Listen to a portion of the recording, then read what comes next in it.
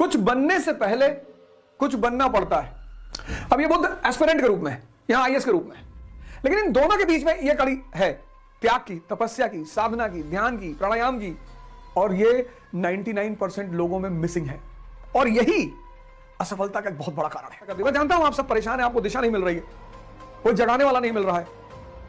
तो नौजवान क्रांति का जो अगला चरण है, उसका जो प्रोग्राम है ब्लूटूथ, उसका यही उद्देश्य है। खुद से कनेक्ट होकर फिर बाहर से कनेक्ट हो जाओ, अपना विकास करो, अपना उत्थान करो।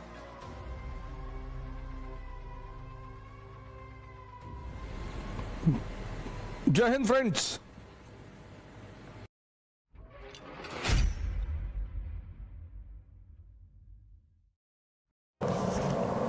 जय हिंद फ्रेंड्स। बहुत सारे लोगों को कई सारे सवाल पूछने थे ब्लूटूथ प्रोग्राम के बारे में। ब्लूटूथ का जो प्रोग्राम है वो नौजवान क्रांति का अगला भाग है ये नौजवान क्रांति का ही हिस्सा, लेकिन ये नौजवान क्रांति का अगला भाग है और उसका उद्देश्य है श्रमण आंदोलन को भारत में प्रोत्साहित करना। श्रमण, अब दो शब्द हैं, एक श्रमिक, एक श्रमण।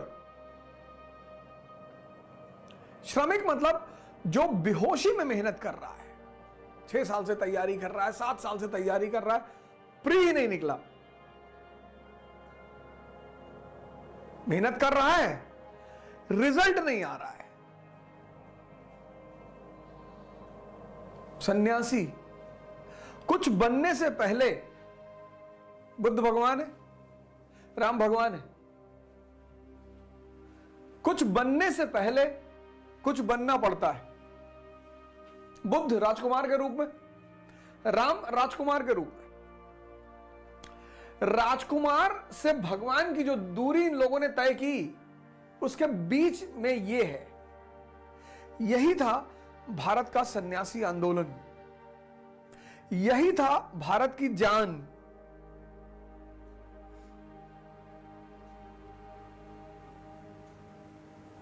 अब ये बुद्ध एस्पिरेंट के रूप में, यहां आईएएस के रूप में, लेकिन इन दोनों के बीच में यह कड़ी है त्याग की, तपस्या की, साधना की, ध्यान की, प्राणायाम की। आज के भारत ने क्या किया? इस बीच की कड़ी को छोड़ दिया। उसको सीधे राजकुमार से भगवान बनना है, संभव ही नहीं है, संभव ही नहीं है। और इसी चरण में कोच की जरूरत है, गुरु की जरूरत है। पढ़ाने के लिए नहीं, सिर्फ दिशा देने के लिए।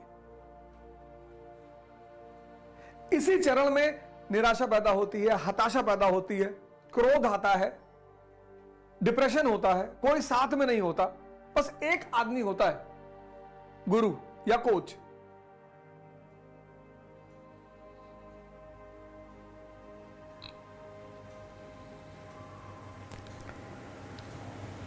इस फोटो पर विचार करिएगा।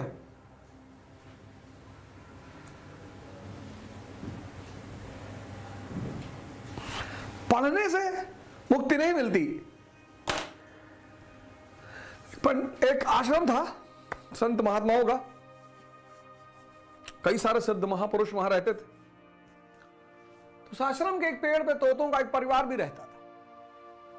तो उसमें से एक तोता बड़ा क्यूरियस होता था, महात्माओं को देखता रहता था, मंत्र पढ़ते सुनता रहता था। बहुत सारे मंत्र उसने खुद ही याद कर लिए।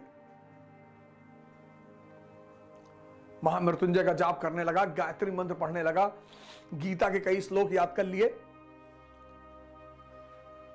एक दिन आश्रम में उन महात्माओं से मिलने सेठ जी आए और तोता बैठा ऊपर मंत्र पढ़ रहा था, क्योंकि जान लेने के बाद दिखाने की प्रवृत्ति होती है सब में।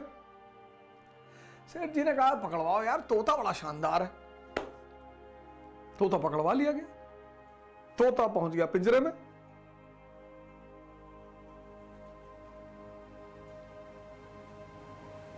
ज्ञान भारी पड़ गया। राज्य के राजा का जन्मदिन था। जगत सेठ ने सोचा कि यार इतना प्यारा तोता मंत्र पढ़ता है, श्लोक पढ़ता है, इससे बढ़िया गिफ्ट क्या। उन्होंने तोता को ले आके दे दिया राजा को। राजा ने तोता को सोने के पिंजरे में रख दिया। ज्ञान अगर सही दिशा में ना हो तो बंधन बन जाए, कारावास, दर्द।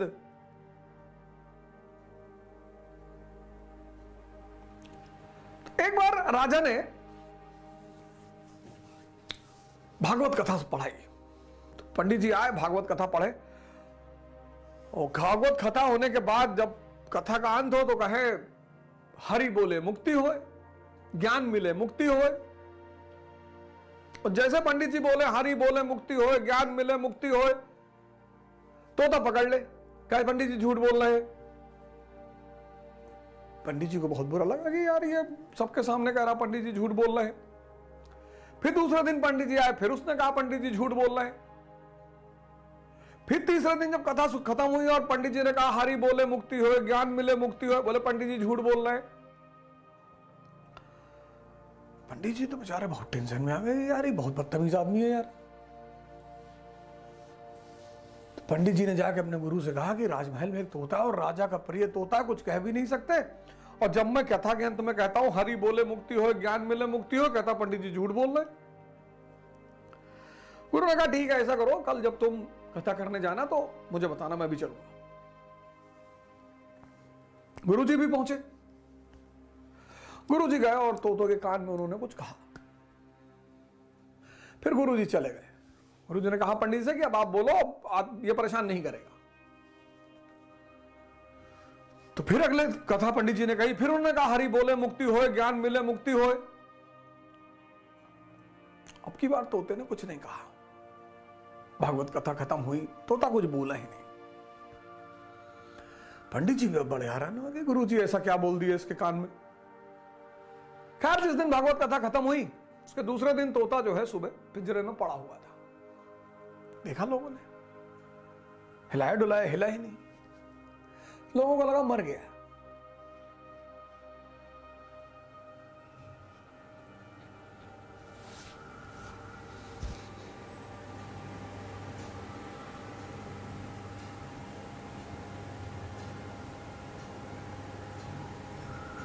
राजा को बुलाया गया, राजा ने भी हिलाया डुलाया।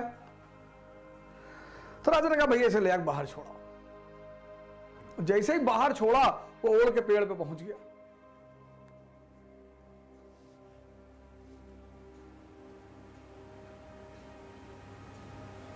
उड़ के पेड़ पे पहुंच के डाल पे बैठ के बोला कि हरि बोले मुक्ति भले ना होए, ज्ञान में बोले ज्ञान मिले मुक्ति भले ना होए, गुरु मिले मुक्ति होए। ये फेस।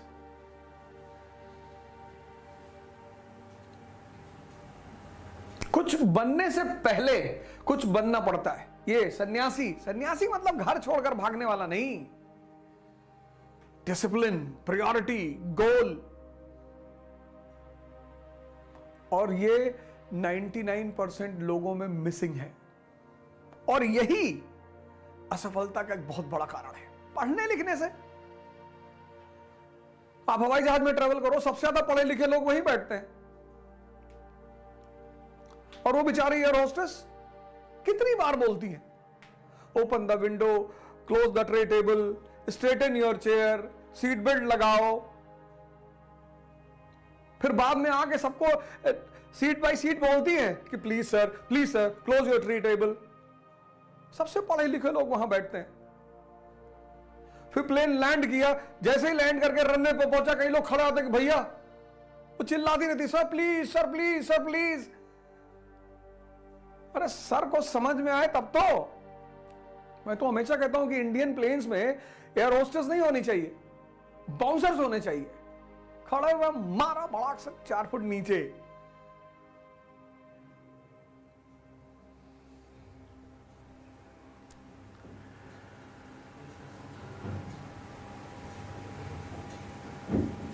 तो इस धारा को फिर से जिंदा करना है।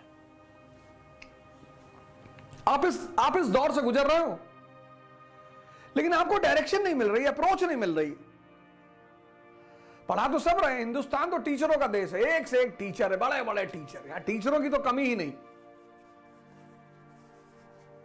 लेकिन एक आदमी जो आपको डेली जगाए, उठाए, बताए ऐसा करना ऐसा करना, उसी उद्देश्य से यह शुरू किया गया ब्लूटूथ का प्रोग्राम।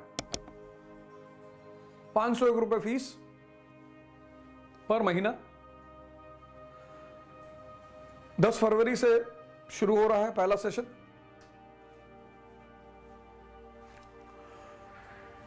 जिन लोगों ने 10 फरवरी तक एडमिशन ले लेंगे,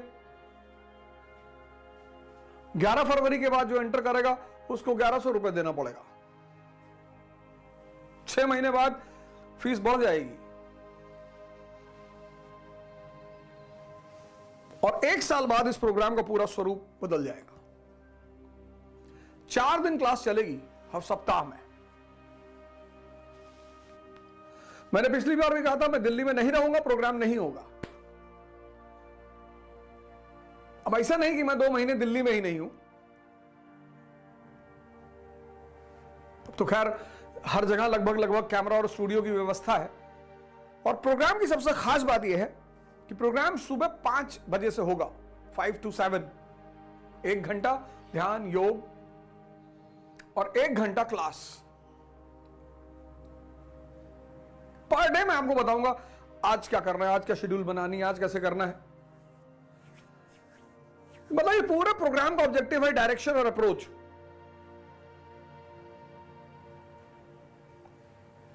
पांच से 7, 1 घंटा ध्यान योग, 1 घंटा पढ़ाई, सिर्फ एनसीईआरटी, कोई नोट्स नहीं, कोई रिकॉर्डेड लेक्चर नहीं, कुछ भी नहीं,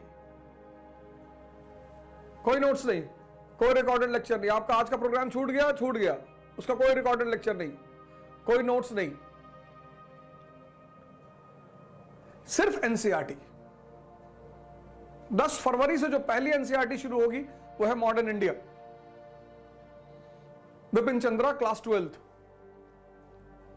10 फरवरी विपिन चंद्रा क्लास 12th, पहली एनसीईआरटी।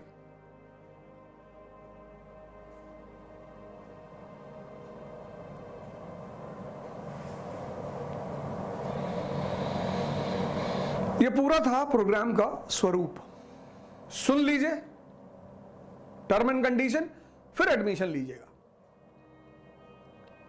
डायरेक्शन और अप्रोच के केंद्रित है ये प्रोग्राम, सिर्फ डायरेक्शन और अप्रोच। पूरी एनसीईआरटी पढ़ाऊंगा, history, polity, economy, general science, सब।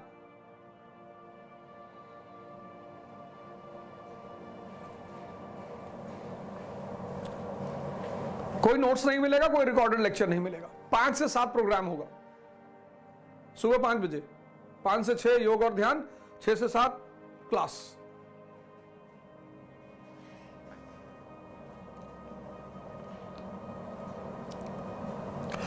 और इस धारा को रिवाइव करना है, बिना तपे, बिना गले, बिना मरे इस स्टेज पे कोई पहुंचेगा ही नहीं। आप इंडिया में कोचिंग करो, इलाहाबाद में करो, दिल्ली में करो, लंदन में करो, न्यूयॉर्क में करो, कोई फर्क ही नहीं पड़ता। बहुत मैसेजेस आते हैं मेरे पास, सर प्लीज मेरी हेल्प कर दीजिए, सर मुझे बता दीजिए, सर ऐसा कर दीजिए। मैं जानता हूं आप सब परेशान हैं, आपको दिशा नहीं मिल रही है, कोई जगाने वाला नहीं मिल रहा है।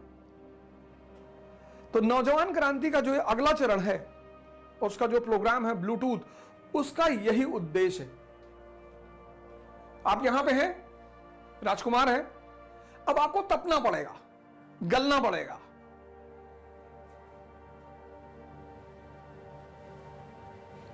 और योग और ध्यान का जो प्रोग्राम है वो 7 दिन चलेगा।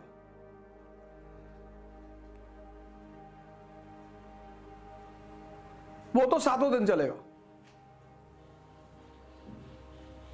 फिर यहां पहुंचना है। यह भारत की सबसे बड़ी विधा थी, सबसे बड़ी। इसलिए पश्चिम को भारत के सन्यासियों को बदनाम करना है किसी भी तरह से, क्योंकि उनको पता है कि जिसने सन्यास की कला समझ ली वो सुपरमैन। ये बात पश्चिम को पता है कि जिसने भारत में सन्यासी की कला पकड़ ली वो Superman, Superman, super human, God. तो उन्होंने कहा कि इस विधा को डिस्टर्ब करूं, लोगों को दिग्भ्रमित करूं।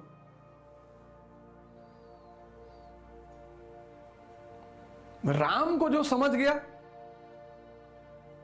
वो भगवान हो गया, महर्षि वाल्मीकि। इसीलिए तो आजकल रामचरितमानस पे बड़ा बवाल है। पहली बार इतिहास में सबको मौका है रामचरितमानस पढ़ने का, पहली बार। और जो राम को समझ गया वो भगवान। तो जब सब पिछड़े गरीब भगवान हो जाएंगे तो राजनीति किस पे होगी? पहली बार इतिहास में मौका है सब पढ़ने का। रामचरितमानस पढ़ो, पुराण पढ़ो, उपनिषद पढ़ो, कोई बोलने वाला ही नहीं। तो फिर समाज का वो जो शासक तबका उसको लगा कि अरे ये तो सब पढ़ लेंगे, ये तो सब महर्षि वाल्मीकि से, ये सब महर्षि वाल्मीकि जैसे हो जाएंगे, रैदास जैसे हो जाएंगे, संत दादू जैसे हो जाएंगे, तो इनको रामचरितमानस ही ना पढ़ने दो।